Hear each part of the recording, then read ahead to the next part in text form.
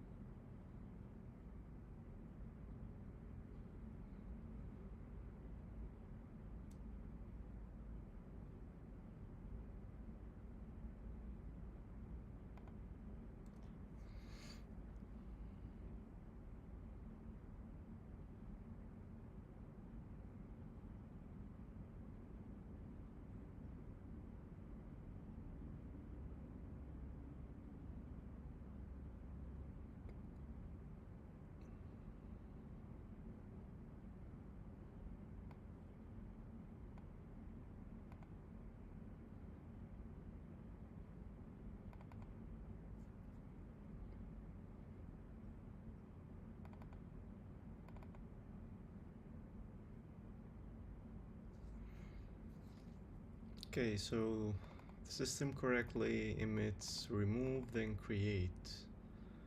We have a last in first out stack. Stack size is 2, that's good. So we handle this first. This should be ignored. Stack size is 3, yeah. We, as a part of our deduplication, we ignore all write operations on directories because, well, they don't mean anything. In Windows, we can already get the same information given the normal events. So we're starting the remove, write. We don't need to stat the write. That's something that we can skip probably. Okay.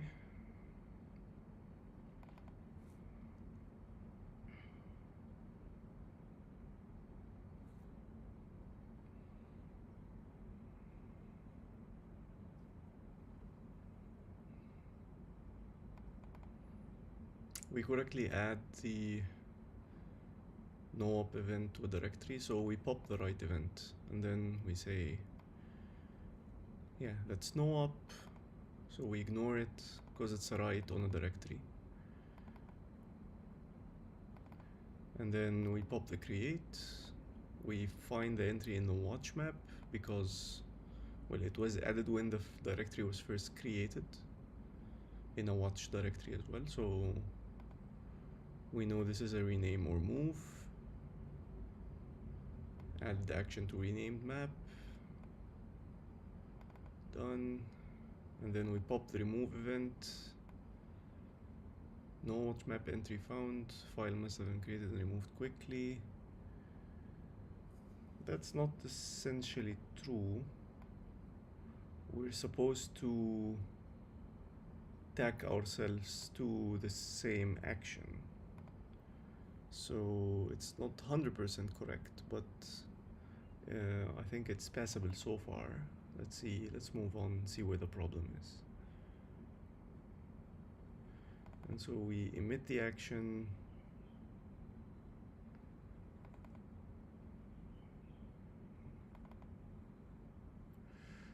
Rename, there's the subject ID, path, watch, parent dir, move this dir, that's right.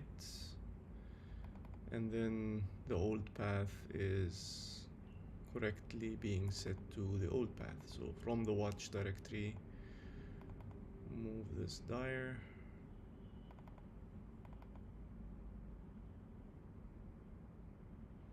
To the parent directory.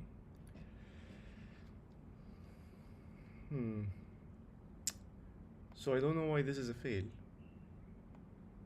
It says this failed. This performed kind of exactly as we expected. Still says fail. I don't understand that. Okay, let's see.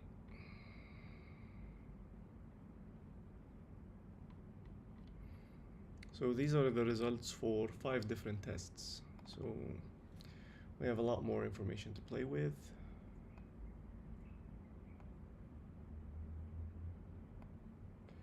Let's search on this and see if any tests fail multiple times. From the top, the first pass succeeds. Second pass succeeds. Third pass succeeds. And the fourth and the fifth. So each and every time we succeed all the tests. I don't think there is a problem except the one we already identified, which is we probably need to do the to rename thing to properly tag the event. So what happens now is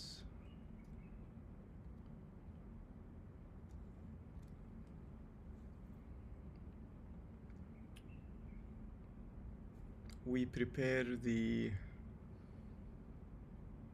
whenever we get a create, and we're always going to get a create first on Windows, um, if we find if we already know information about the thing that's being moved or renamed, which means it was already in a watch directory to begin with, then we're going to get the old path from the memory map that we have of the file system, and we're gonna append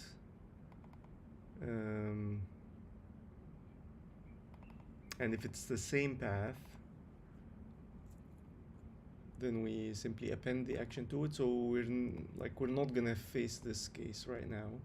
We're in this case where we're gonna create a new action, tag it to the actions list. It should contain the current create event and info.id.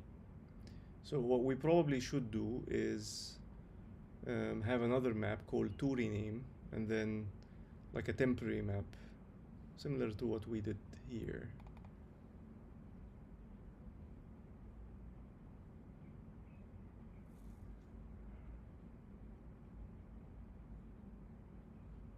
Yep.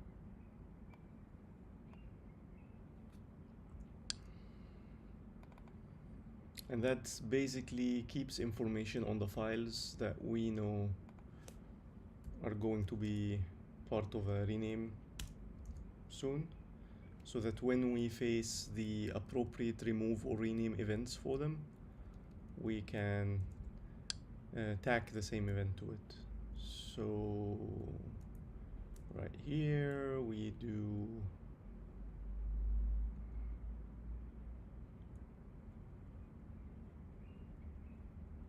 it should be before we set the watch map, because the watch map is gonna mess that up for us.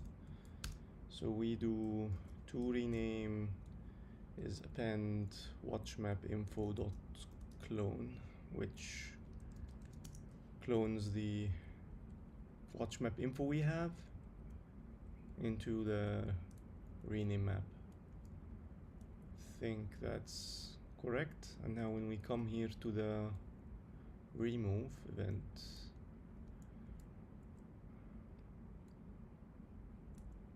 we can correctly try to delete by path. Actually, we're not gonna find anything, because we're gonna try to get by path, and because the path is all we have, and we're not gonna find anything. So we're gonna go here. So this should be a further conditional, basically, that we try to look for the file in the rename map. Is it an array, or I think we should make it a map by the old path. That makes more sense.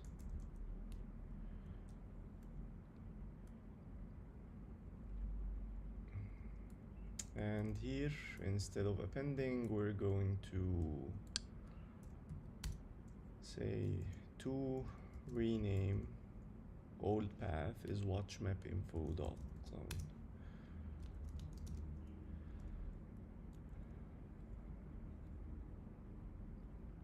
That makes it a bit faster, so we don't have to loop. We just have to seek the item. And now we're here. So first check if we're part of a rename. And this is going to be the same for both the rename and remove events that we get. So rename info to rename event.path. If found, then we say rename found. I have Copilot on, that's cool.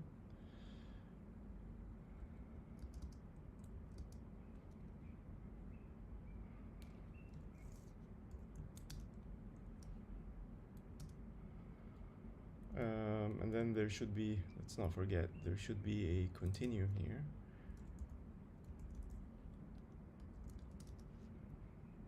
And now what we do? I don't want Copilot, it's annoying. Okay. And then we try to find the action concerning that event. So we say append event actions and events,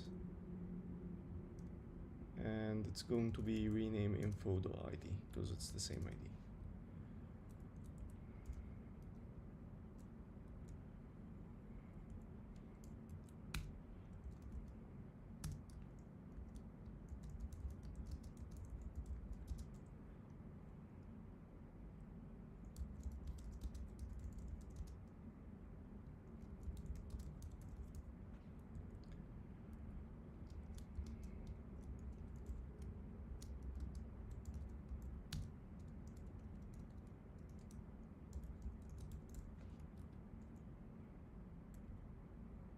I think that's all we need to do. Except that we're still going to need to... Do we need to like delete? Oh no, we don't need to delete anything. I think that's all we need to do. So let me copy this here.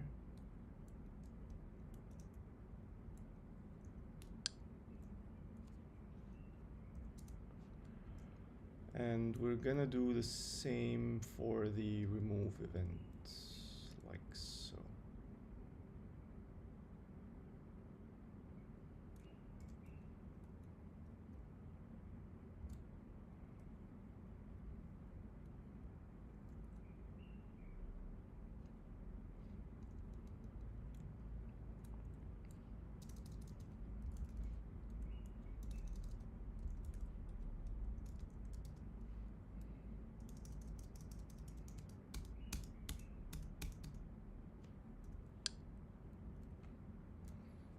Let's give this a try on Windows and see what happens.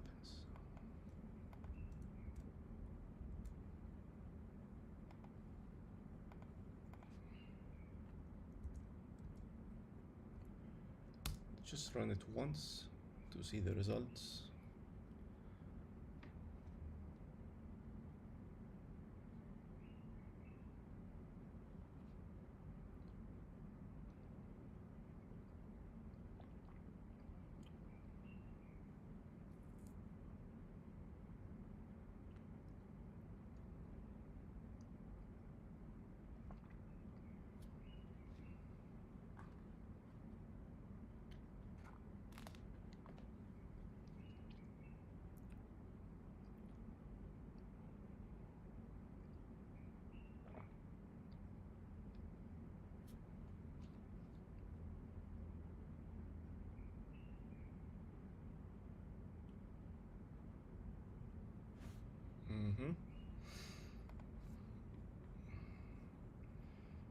Yeah, we pass everything. I just wanna make sure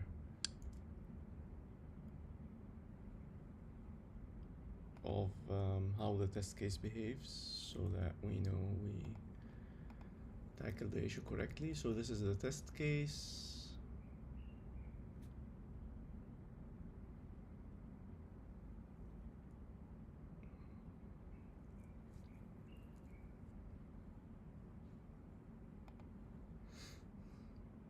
Hey Jayesh.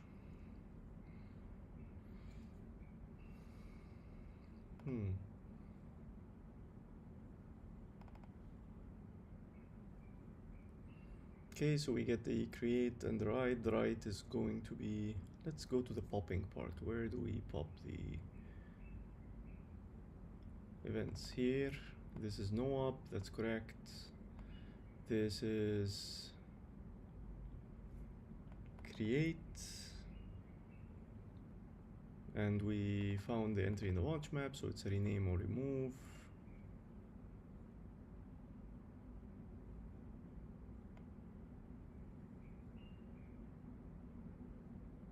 Yeah.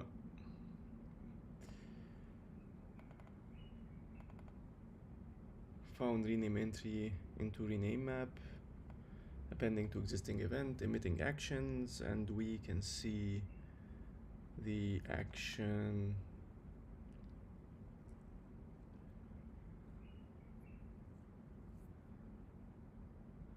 Gamer Abby, please don't get political. Hmm.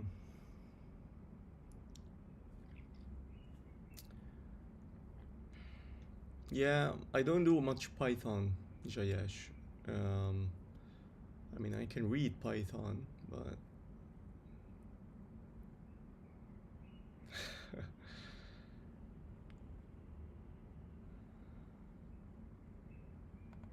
so it contains this first event.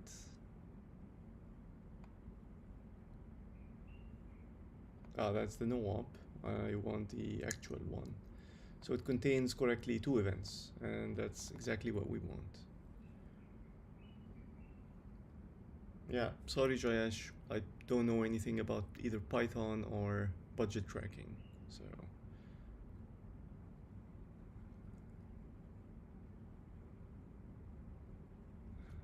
all right. Just to be sure, let's run this a bunch of times to make sure that it works fine. But otherwise, I think we're done and we can actually submit a successful pull request, hopefully.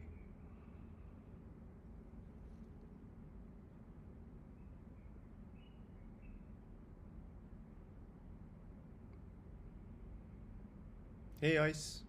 Yeah, so let me explain for people what FSBroker is. Um, okay, so you know when you want your software to know whether a file changed on the file system or not, there is actually a library for that. So let me show you. Uh, and go to GitHub.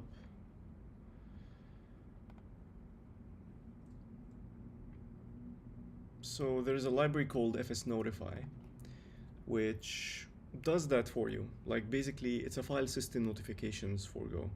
It's cross-platform. It works on all platforms. It brings you information about like what files changed on your file system, whether a file is created, a directory is deleted, something is renamed, whatever. Um, so it's a great effort on their part. The problem is it gives very um, different patterns on different operating systems that are hard to detect and they don't conform to user actions. So, for example, if you create an empty file within a watch directory, it's going to give you a create event in all directories. That's sorry, on all platforms. That's very easy to understand. But if you do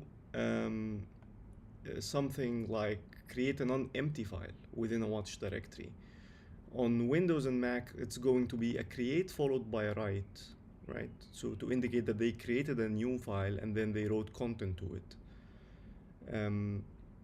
But in Linux, it's going to be a double write, okay? So if you have a software that takes actions on these events, you're going to get double write events right here, which means that your action is going to run twice in a very short amount of time. You're probably going to have concurrency issues or at least lower performance, even though those two write events were part of the same action, which I just created an empty file, a non-empty file. So what I wanted to do is create something that uses the notifications that come from FSNotify to understand what actually happened rather than the raw events that come from whatever backend FSNotify is using. There are a few uses, like deduplication is one of them. When we have like multiple writes at the same time or very close together, we can actually deduplicate those into a single write event. So these two are going to be deduplicated into one. Or better yet, if you spam save a file, like if you very quickly save a file, some softwares will do that. All those different write events are going to be coalesced into a single write event. One other thing is that for some weird reason on Mac OS, if you clear a file, meaning that the file contained data previously, but now you've set it to 0 bytes, it doesn't emit anything on Mac OS. So it doesn't tell you that the file changed because for some reason they don't do that when it changes to 0 bytes. And that's a problem in FS Notify that it has been an issue for a couple of versions now. So it's just basically a workaround that we do in FSBroker is to handle this. And we use the chmod event as a guide to know whether this file changed or not. And we compare the old size versus the new size. If the old size is more than the 0, the new size is 0, then we know the file has been cleared. There are other things, like for example in Windows and Mac OS and Linux, when you rename a file in place, you get a rename event with the old path, but a new event with the new path, like a create event with a new path. And there is no way for you to correlate those things together, except if you use a tool like the one we're building. So this is pointless piece of information by the time it arrives, the rename event, because it doesn't contain a path that you can find anymore. By the time that event reaches you from FS Notify, the file is already gone. So it's kind of pointless to receive it unless you understand that this is a part of a rename operation. And here is the old name and here is the new name. And that's exactly what we do. So if you go here, let's see.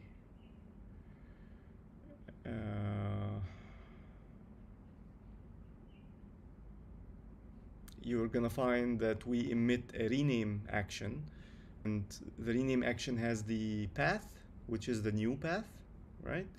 But we also give you information about the old path, which is here is to what it used to be, and it contains both, both cases. So this is what we're building. I hope that explains what we're building and why we're building it.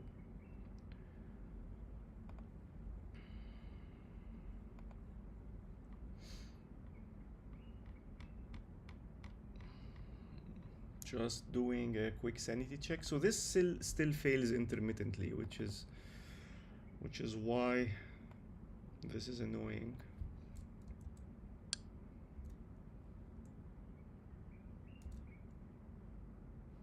Let's first take a look at it and see what happened.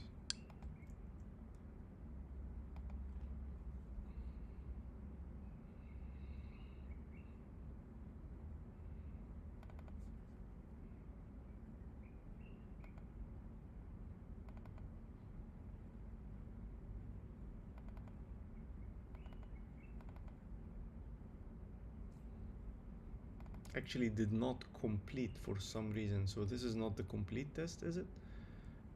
Watched, move directory, watched, watch. So this should be, we create directories, created map. We emit the create action, and the map states machines matches the expected file system state, which is great, but then the test exits. Why would that happen? That's very weird. Why the hell would that happen? Let's check the test again. I suppose there could be something wrong with the test. So move directory watched. Yeah.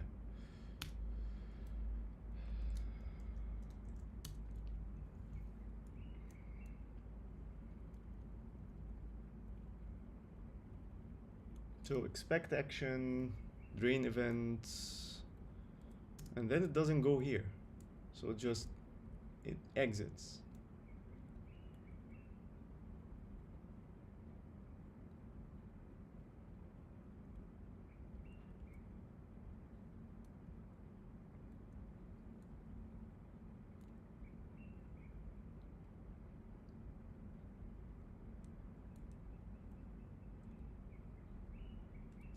I don't know, let's make this like 10 milliseconds and see what happens. That's very strange. Oh, I have to fix it there. That's annoying. let me take another look. Hold on. I'm not convinced that this should exit that way.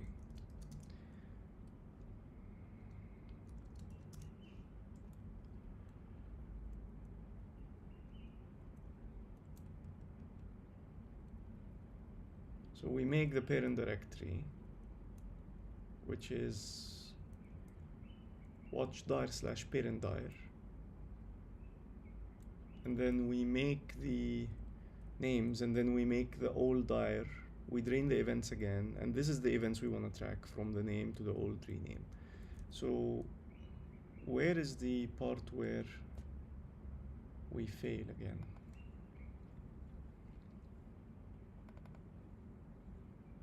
We create external dir, that's the first one, right? Let's double check. Are we in the wrong test case? Move directory, watch to unwatch. Now we're right. Parent dir, and then external dir. Those are the two things we create. So parent dir, and what is external dir?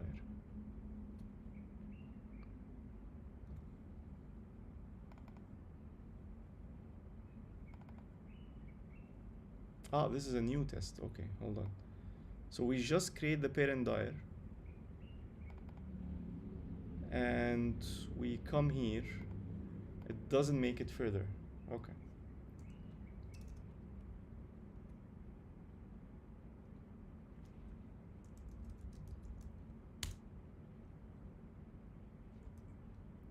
Let's give it a breather for a second. Maybe it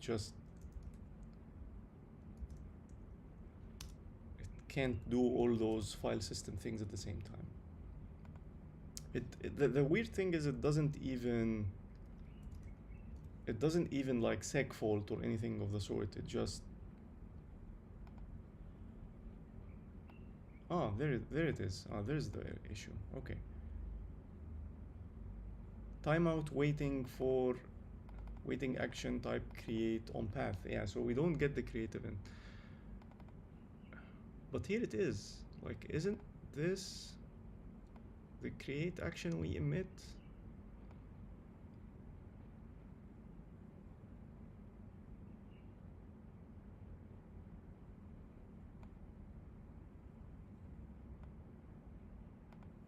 I think it's just a fluke in the text. It just takes it a while because of everything that's happening. It takes it a while to get the event. It shouldn't ever take 2 seconds though. It's just a problem in the way we wait for the events, I think, which I think we've already fixed, but it doesn't seem fixed quite yet.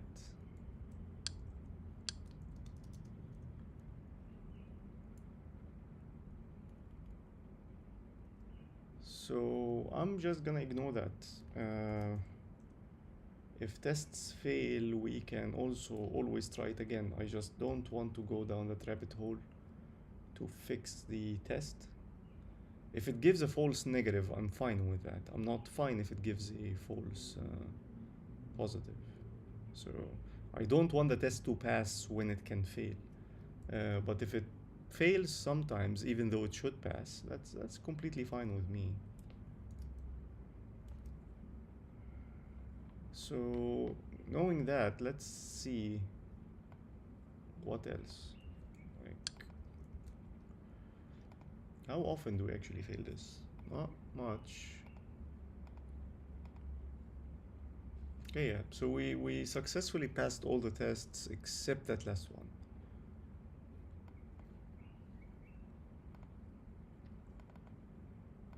Which is, for some reason, we can clearly see the event emitted.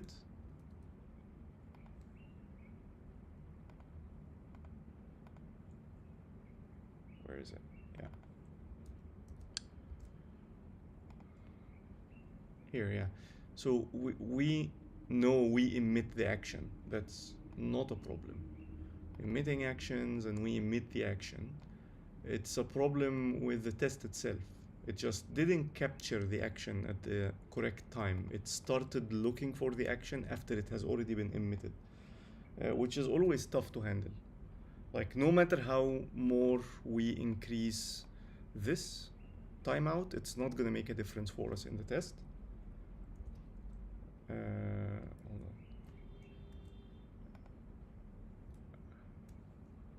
on. Let me go to that function, expect action. And so we run expect action immediately after we make the thing. Like, we don't have, maybe we can run expect action before we actually make the thing. That would be weird, but then expect action would have to go live in a separate go routine and then come back to us. It's just annoying to handle.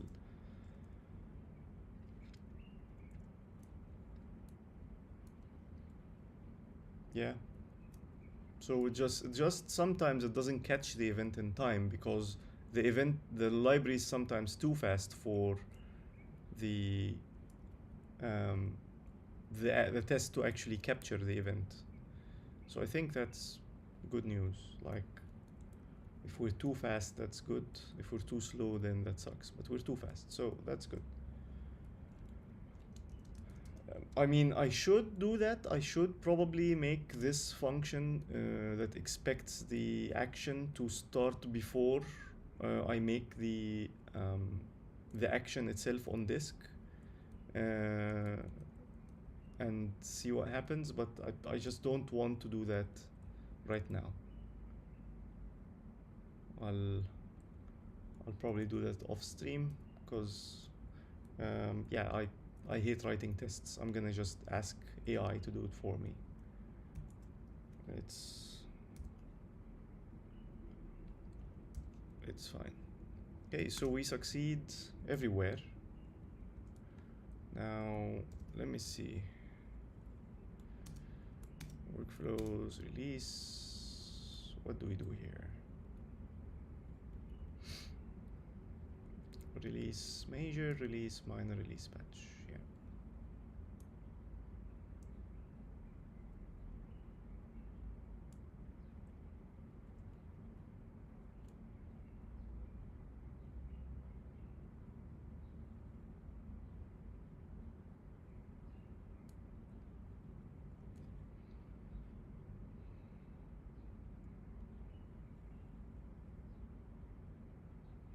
Okay.